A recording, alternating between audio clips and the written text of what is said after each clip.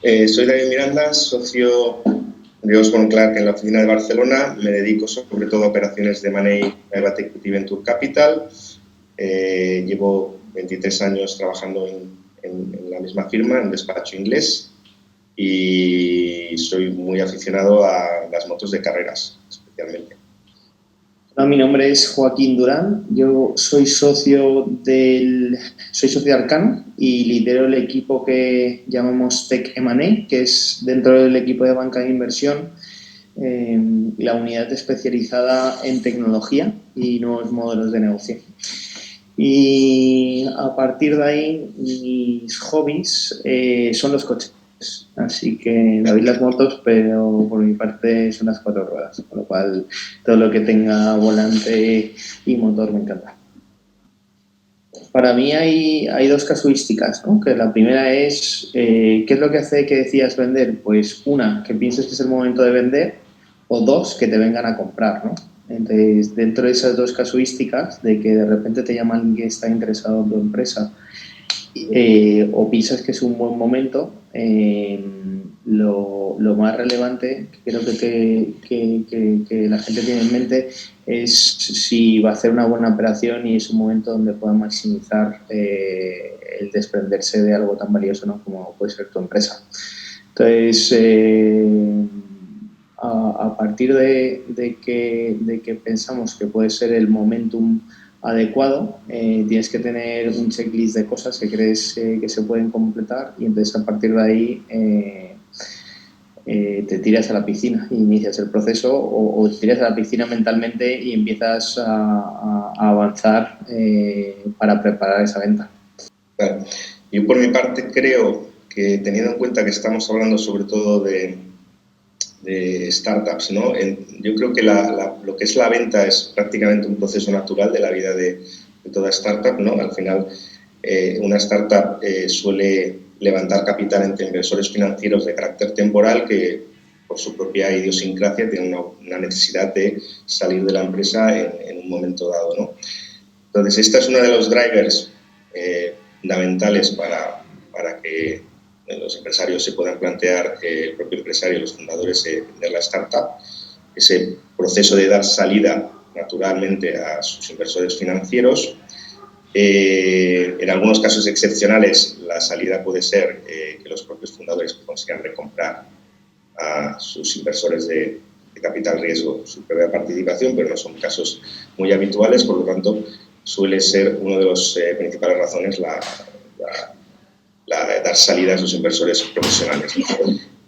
Adicionalmente, también puede haber otra serie de motivaciones, como puede ser la posición competitiva de la propia empresa. En un momento dado puedes darte cuenta de que hay otros players en el mercado que pueden tener mayores recursos para competir contigo y puedes buscar una salida, una venta corporativa para salvar ese posible peligro en tus números.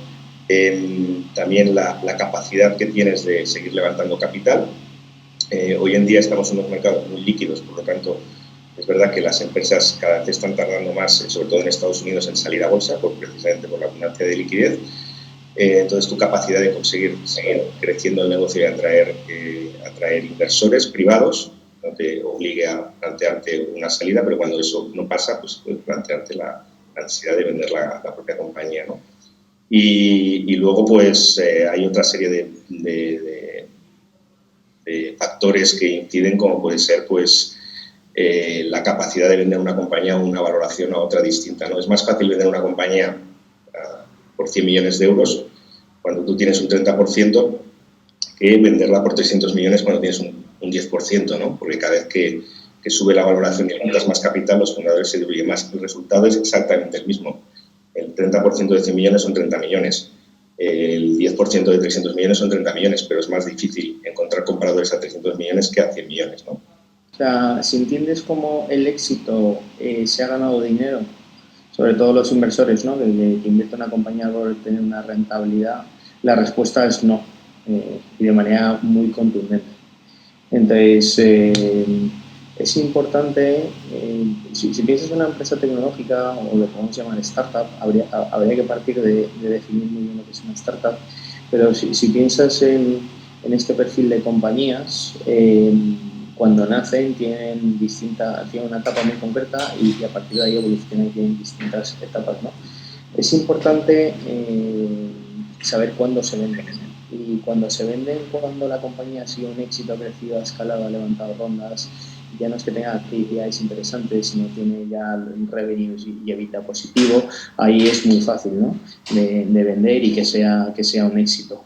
Todo lo que empieza a estar ya en una etapa que llamaríamos early stage, una etapa más temprana, ahí hay muchos casos donde muy buenos equipos técnicos desarrollan una muy buena tecnología, una buena plataforma, un producto, pero luego no son capaces de traccionar o de encontrar la financiación para escalarlo o de acabar de encontrar el go-to-market, ¿no? Entonces, en esos casos, que podríamos pensar más desde ventas de compañías que se consideran ventas de activos, ventas de activos tecnológicos, a los casos donde vendes y vendes en un contexto donde te sumas a otro proyecto donde te puedes poner una plataforma, ¿no? Eres una empresa española y vendes a una plataforma que está creciendo mucho en UK y no te pagan en dinero, sino que te dan un intercambio de acciones, pues ahí en ese tipo de casuísticas pues no sería un éxito. Yo por mi parte creo que al final lo que determina el éxito es la rentabilidad que obtienen los inversores y los fundadores, ¿no? Los fundadores es más fácil obtener rentabilidad porque entran unas valoraciones mucho más bajas, normalmente a nominal, pero aún así yo creo que lo que mide el éxito es que los inversores, aquellos inversores en los que han confiado en ti, pues que también tengan un retorno económico importante, ¿no? Y desde luego coincido totalmente con Joaquín que rotundamente no siempre la venta de una startup no siempre es un éxito. También hay que tener en cuenta una de las, creo que los condicionantes que determinarían el éxito de la operación es si aplican los derechos preferentes de liquidez, los liquidation preference típicos que tienen los inversores de Venture Capital en supuestos de retornos bajos, ¿no? Cuando hay una venta con un retorno inferior a la valoración a la que entraron los inversores de Venture Capital. Yo creo que en esos casos nunca se puede considerar que la venta ha sido un éxito, ¿no? Pero aún así, incluso en el caso en que ni siquiera llegan a aplicar los derechos preferentes de liquidez, pues el inversor de Venture Capital, al ser un inversor que invierte en fases muy early stage, tiene en mente unos retornos muy elevados, ¿no? para considerar que la operación sea un éxito. Es verdad que luego públicamente nadie suele airear sus fracasos, pero existen muchas operaciones que son conocidas en el mercado que las ventas se han hecho muy por debajo de las expectativas iniciales de los inversores, ¿no? David, ese es un muy buen punto, que cuando piensas en una venta de una compañía y dices, ¿esto ha sido un éxito o no ha sido un éxito? Pues lo primero es pensar si la compañía iba bien y se ha vendido por mucho dinero, o si la compañía no iba bien y lo que hemos hecho es una venta tecnológica que se recupera el dinero o que se pierde lo menos posible. Y ahí está muy claro, pero luego hay una segunda derivada, que es la que comentaba David, que es, oye, aun yendo la compañía bien y comprándose por mucho dinero, hay que ver lo que llaman el waterfall, ¿no? Y cómo se distribuye ese dinero. Entonces, los pactos de socios cada vez son más complejos, con distintas clases de acciones, con liquidation preference, distintos derechos, ¿no? Y se puede dar la casuística que para algunos inversores se ganen mucho dinero y haya sido una muy buena operación, y para otros incluso que no ganen dinero y que lo pierdan, ¿no? Yo creo que habitualmente la respuesta habitual, no me gusta ser categórico, pero yo consideraría que no. Normalmente cuando alguien vende su empresa, en el caso de los fundadores, como parte de las negociaciones, el comprador tiene interés en que haya una transición ordenada y que los fundadores estén en la compañía, al menos durante un plazo de 1 o 2 años, para ayudar a esa transición ordenada y la integración de la nueva compañía en el negocio del comprador, ¿no? Entonces, lo habitual sería que no. También hay otro caso muy paradigmático, que es los casos en que hay parte del precio es contingente, que es sujeto a hitos, lo que se llama un earn-out. En esos casos es habitual que, en la medida que ese earn-out depende de hitos que alcance de la compañía comprada, pues que los propios fundadores sigan involucrados también en la compañía, ¿no? Entonces, para mí, lo habitual es que no, pero bueno, obviamente hay situaciones en que casuísticas de todo tipo, ¿no? Pero lo habitual para mí es que no. Por mi parte, la respuesta sería depende. Y hay casos en los que sí que es un adiós y hay casos en los que no. Vamos a decir, intentando generalizar, que lo más común es que no sea un adiós y que cuando se compra una compañía hay que entender muy bien al comprador, por qué compra esa compañía y cuál es el racional detrás.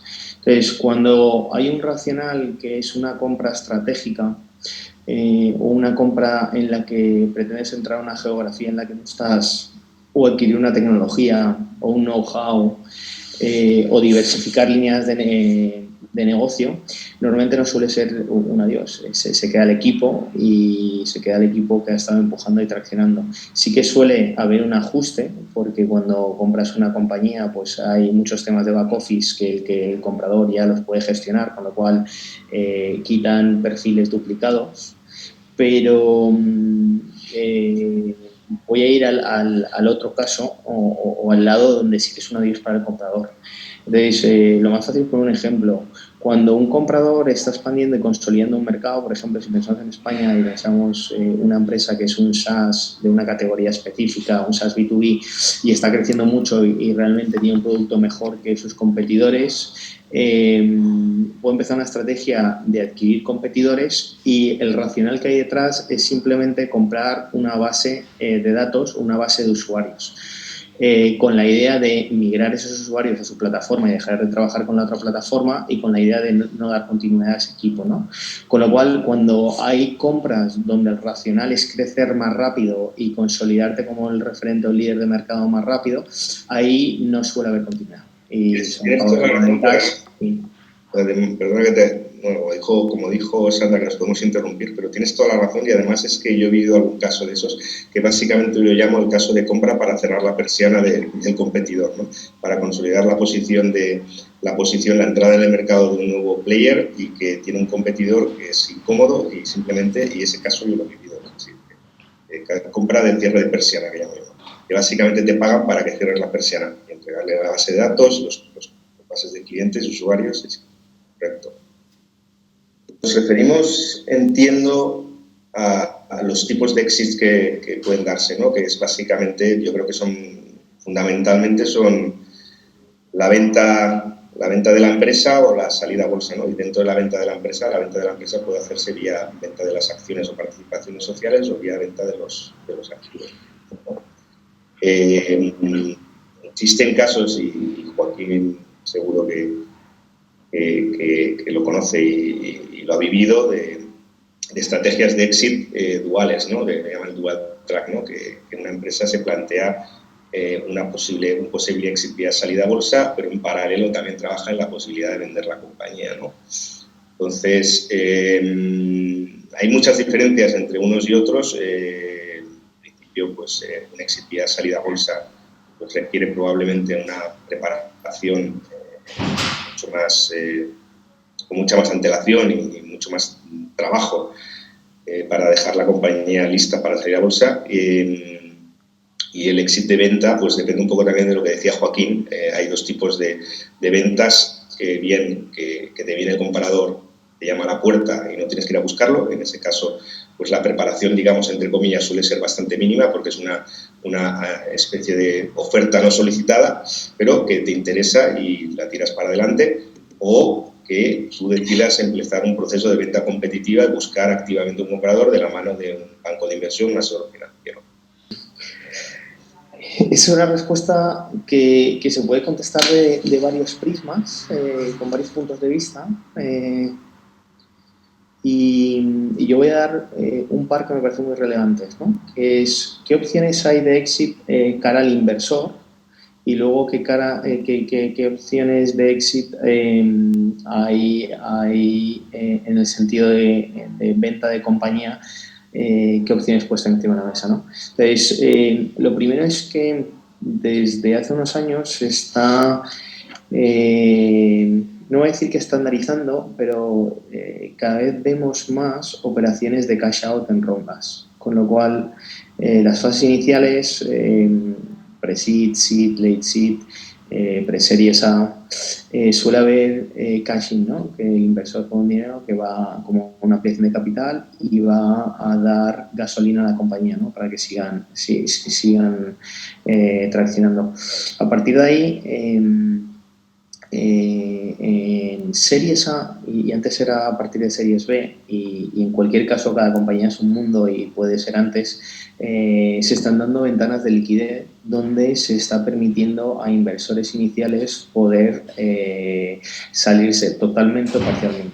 Y esto se está articulando en las propias rondas, donde hay un cash-in, hay un cash-out. Normalmente el cash-out suele tener un descuento y esa menor valoración.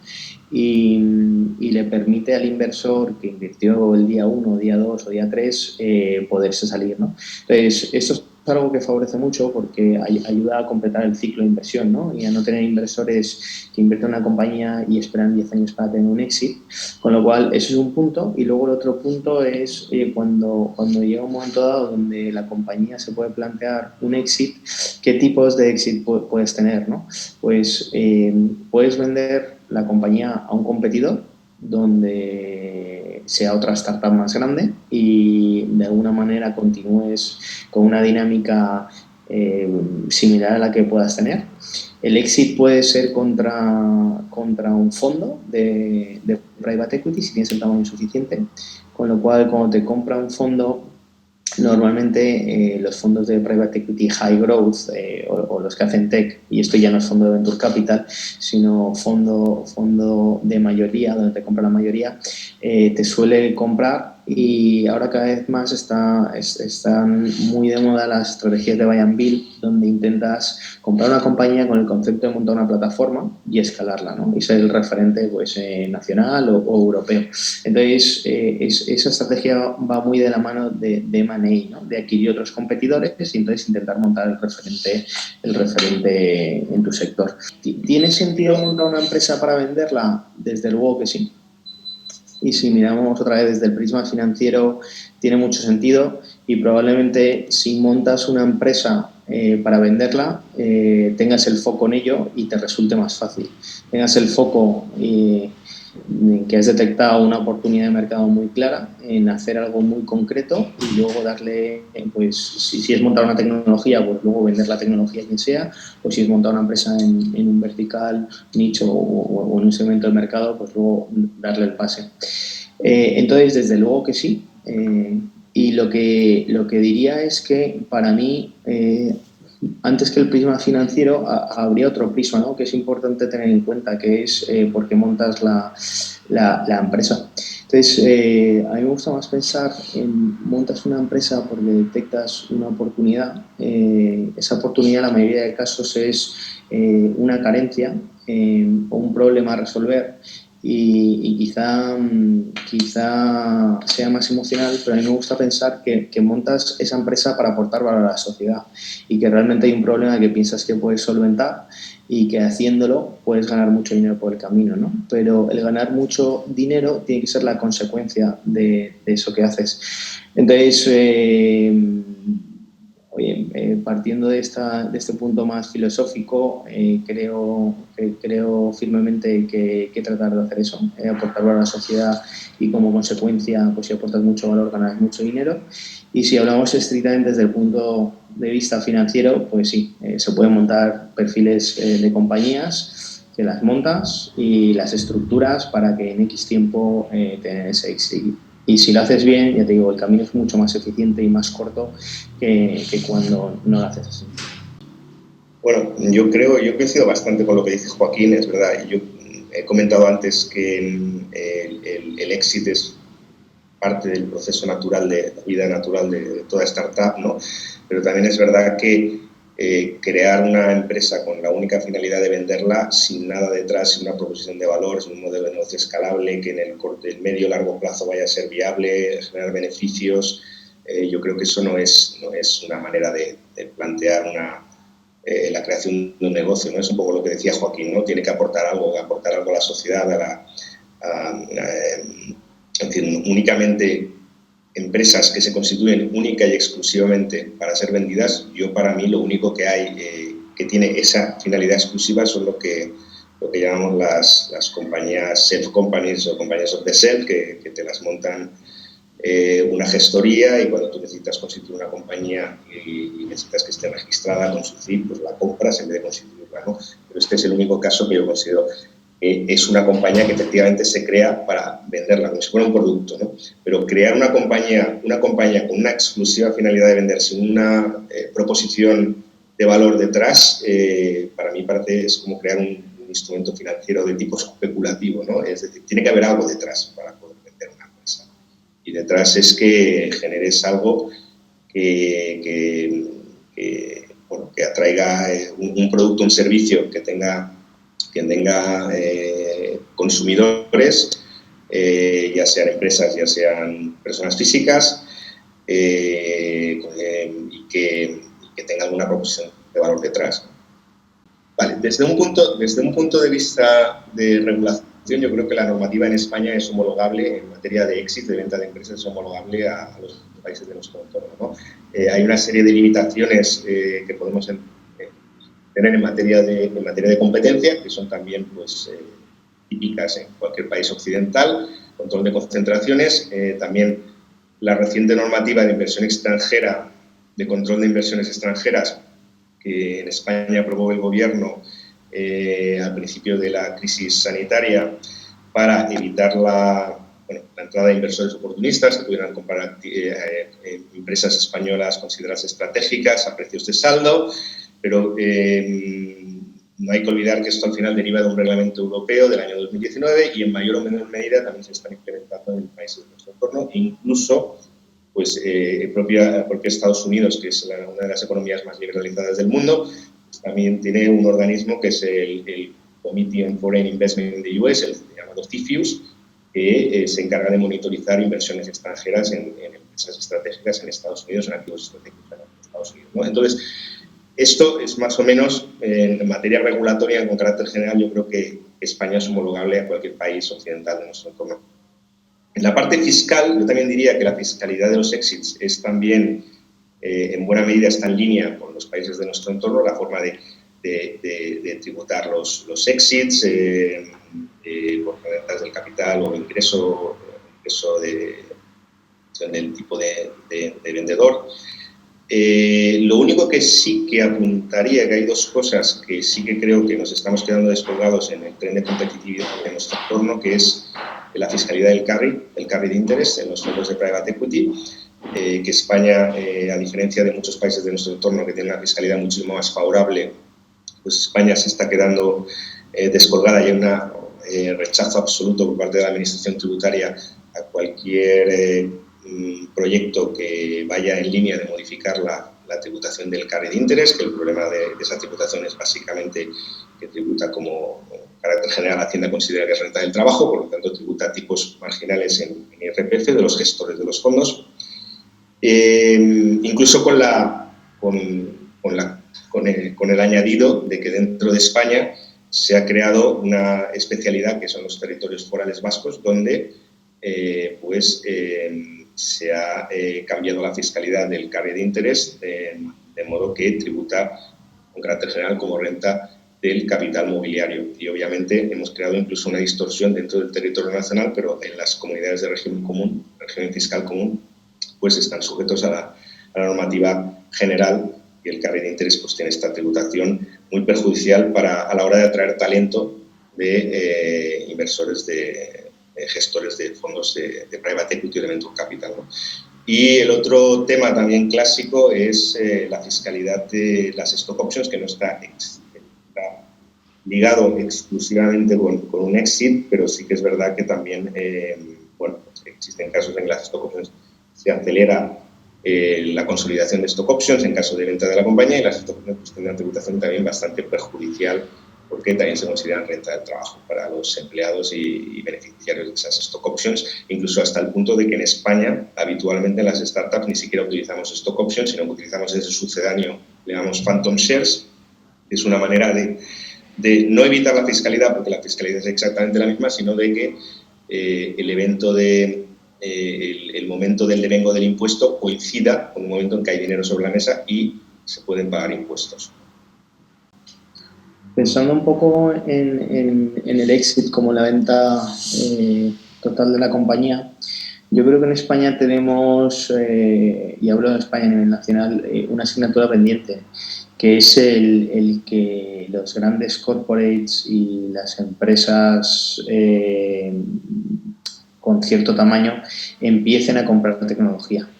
Entonces, cuando pensamos en alguno de los exits que se ha producido en los últimos años, o pensamos en compañías que ahora mismo puedan ser buenos targets para ser comprados, lo primero que piensas es en un comprador internacional, ¿no? Ya sea del norte de Europa, o europeo o americano. Y cuando hablamos de tecnología, en muchos casos nos viene a la mente gente en Estados Unidos, ¿no? Yo creo que es una asignatura pendiente el que los IBEX 35 y las grandes corporaciones españolas empiecen a acercarse más al mundo tecnológico y se empiezan a producir más casos de éxito o exits nacionales. Esto es algo que el COVID ha ayudado mucho, no solo en España, sino a nivel general, el acercar la tecnología al usuario que no es muy techy, ¿no? Y el acercar la tecnología a ciertos sectores que antes eran más lejanos, tanto al uso de la tecnología como al desarrollo de la tecnología.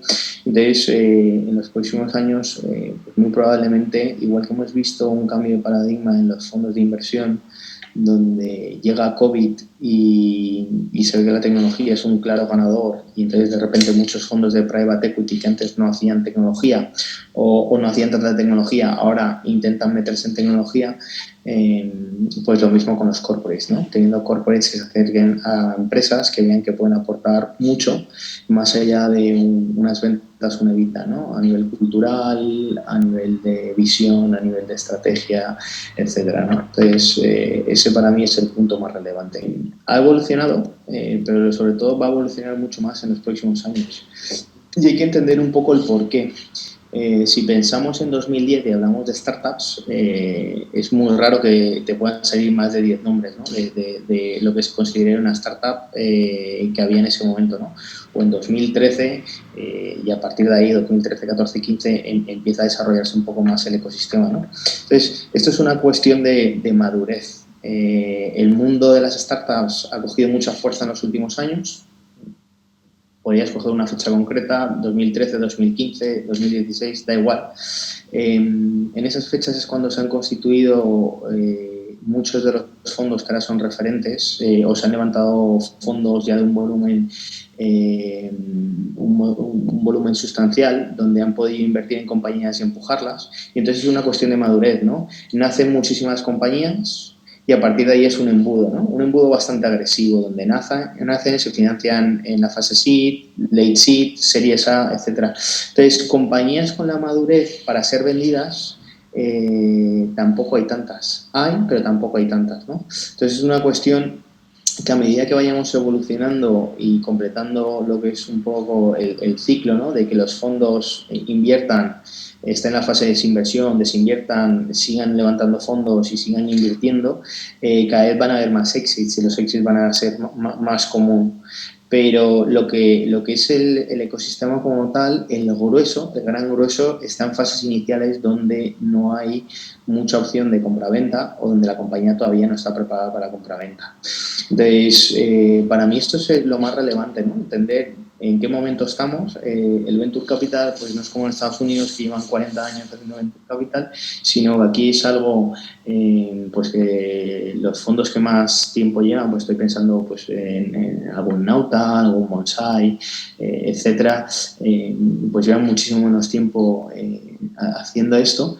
Entonces, esta evolución lo que va a traer de manera muy natural es que se empiezan a producir muchas más ventas, ¿no? Y aquí va a converger con el punto que hablamos antes que es el post-COVID, donde donde si vamos en una carrera o en una dirección hacia todo lo que es digitalización y absorción de tecnologías, hemos dado un salto hacia adelante muy grande, ¿no? Donde gente con perfiles que no eran tecnológicos o a partir de cierta edad han empezado a consumir y absorber tecnología, ¿no? Esto nos ha permitido dar ese salto, ¿no? Entonces, cuando piensas hemos dado un salto a nivel de sector tecnológico muy grande y a la vez las compañías están cogiendo un grado de madurez muy relevante, pues creo que el sector va a evolucionar muchísimo y parte de esa evolución va a ser todos los exits que se van a producir. Yo creo que efectivamente España ha evolucionado mucho en los últimos años y aún estamos muy lejos de la situación que hay en Estados Unidos, ¿no? Donde el ecosistema de empresas emergentes, startups, pues es algo que llevan 30, 40 años. Fondos de Venture Capital que también llevan muchos años en el mercado y los primeros fondos de Venture Capital, independientemente de que los orígenes están en el fondo del año 1946, que es American Research and Development Corporation, pero básicamente los primeros grandes fondos de Venture Capital se empezaron a fundar a finales de los 70, luego un boom en los 80, luego vino la crisis.com, pero bueno, siguen estando a años luz de lo que es el sector, el ecosistema emprendedor en España, ¿no? Sí que ha habido éxitos relevantes, pero en España, pero aún muy lejos de lo que se consigue en Estados Unidos, ¿no? Por ejemplo, aquí el caso mayor de éxito, y me cuesta a veces llamarlo una startup porque yo creo que ya idealista, no es una startup, es una compañía que ha hecho ya 2 éxitos, ¿no? Porque se vendió primero a Apax y ahora se ha vendido el año pasado a EQT por 1.300 millones.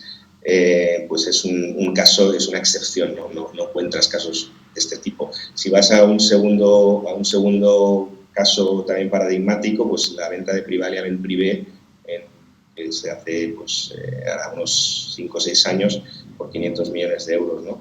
Pero luego ya bajas en cifras mucho más bajas, ¿no? Y de hecho una de las cosas que comentaba Joaquín y que falta pues es el apetito de los corporates españoles para comprar empresas tecnológicas, ¿no?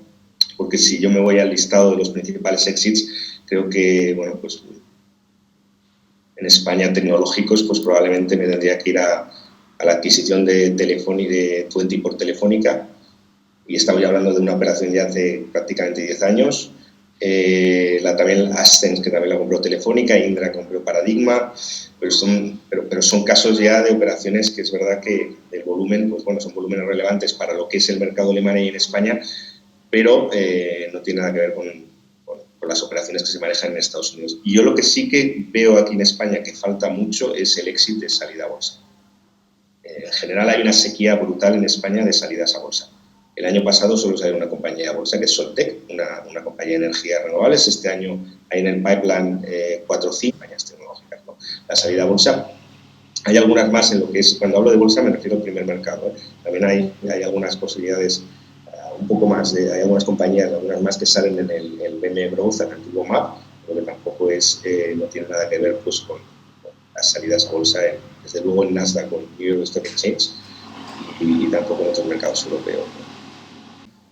Cuando piensas en startups y valoraciones, creo que en COVID no ha habido una sobrevaloración. O ha habido sobrevaloraciones en casos puntuales. Pero claro, estamos pensando en startups y en COVID, lo que significan rondas de inversión. Lo cual, cuando hablas de tecnología y COVID, lo que se te viene a la mente son las empresas cotizadas, ¿no? Y múltiplos estratosféricos y picos de valoraciones. Entonces, intentando separar esto, lo que es la empresa tecnológica cotizada de lo que es una startup en fases más iniciales en España, la empresa cotizada tecnológica, desde luego, que ha estado sobrevalorada, con picos que será difícil volver a ver, ¿no? SaaS, empresas con modelo de suscripción cotizando a 30 veces ventas, pues es algo difícil de digerir y será difícil de volver a ver. Yo recuerdo DocuSign cuando iba subiendo 20 y picos hasta 30 veces, ¿no? Y como DocuSign, pues muchas otras compañías que están cotizando en múltiplos incluso de EBITDA de 50 veces, que son múltiplos algo disparatados, ¿no? Como todo eso, hemos tenido ya corrección y lo que se prevé en el 21 es que la corrección siga en el 22. Eso no quita que haya compañías que sigan creciendo y que se mantenga el múltiplo y que sean compañías muy buenas y no sigan este patrón de corrección. Pero si cogemos un índice como es nosotros miramos mucho las compañías cotizadas SaaS, que es uno de nuestro foco de expertise, lo que indican casi todos los analistas y las firmas más referentes es 21 seguirá corrigiendo y 22 seguirá corrigiendo, ¿no? Y habrá una estabilización. Yo creo que hay que diferenciar el mercado español de otros mercados. Si hablamos de startups tecnológicas, en España no hay tanta competencia por invertir, sobre todo en la mayoría de startups en este país son pequeñas, diría que el 80-90% de las rondas que se levantan en España son rondas seed, pre-A, serie A, rondas de growth, series C, series D, prácticamente se cuentan con los dedos de las manos. Tenemos casos excepcionales como puede ser la Globo, la ronda de Wallapop de hace un par de meses, pero en general a las startups españolas les cuesta mucho encontrar inversores. No tienen ese problema, que ojalá les encantaría tenerlo, que es el problema de algunas startups en Estados Unidos, que salen de algunas aceleradoras tipo Y Combinator o 500 Startups, que son, pues, atraen muchos inversores y que tienen varios term sheets sobre la mesa y tienes que elegir entre distintos term sheets. Cuando tienes capacidad de elegir, obviamente tienes capacidad de determinar el precio y la valoración de entrada, ¿no? Y aquí en España pues aún sigue siendo complicado, pues porque el número de fondos españoles, si bien no tiene nada que ver la situación española actual con la de hace 10 o 15 años, hay muchísimos más players y muchísimo más fondo de inversión nacional, que es el que invierte habitualmente en fases SEED, pre-SEED, pre-A, incluso en serie A, pero nos falta inversores para llegar sobre todo ya a partir de serie B, ya no digamos serie C, el inversor tiene que ser internacional. Entonces eso hace que las valoraciones, por lo menos en esas fases iniciales de la mayoría de las compañías españolas, pues al no haber competencia, pues las valoraciones no es fácil que las pueda determinar la startup, ¿no? Independientemente de que estamos en un momento con muchísima liquidez en el mercado, que los fondos españoles tienen 5.000 millones de euros, ya no hablo solo de Venture Capital, también Private Equity tiene 5.000 millones de euros según estas cifras de ASCI, para invertir en compañías españolas, pero falta competencia, falta mucha más competencia para que las valoraciones suben, como puede pasar en otros mercados en Estados Unidos. Y aún así muchas de las compañías tecnológicas americanas que han salido a bolsa en los últimos meses, pues la bolsa ha validado incluso en muchos casos las valoraciones, ¿no? Han tenido, independientemente de las subidas de valoraciones espectaculares que han tenido muchas, y es una de las causas críticas de las IPOs en Estados Unidos, ¿no? De las subidas estratosféricas de valoración en el primer día de cotización, pero en general el mercado ha validado las valoraciones que estaban dándose en el mercado privado, ¿no? Antes de salir a bolsa, ¿no?